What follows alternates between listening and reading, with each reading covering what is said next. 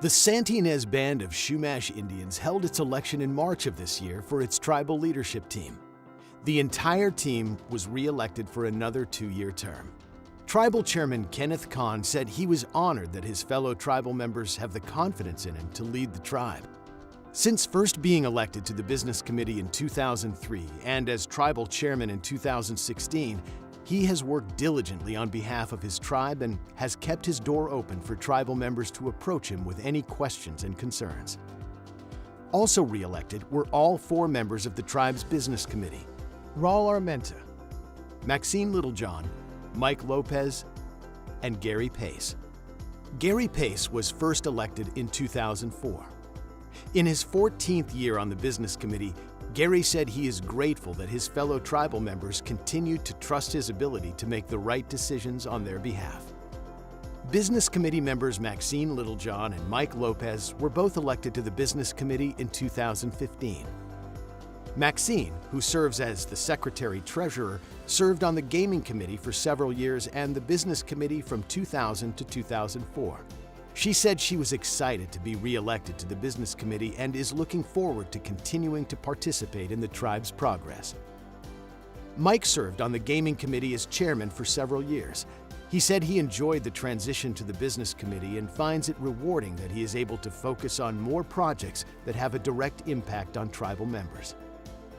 Raul Armenta, who serves as the vice chairman, is the newest member of the Business Committee, having been elected in a special election in 2016. He has been in tribal politics for most of his adult life and said he is both honored and pleased that his fellow tribal members continue to elect him into leadership positions. All members of this esteemed tribal leadership team find it particularly satisfying to be part of the Business Committee during an era when the tribe is positioned for continued success on its path to economic self-sufficiency.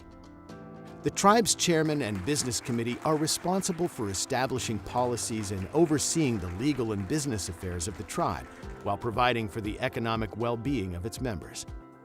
Like most modern tribal governments today, the Santa Ynez Band of Chumash Indians tribal government is organized democratically, with an elected leadership.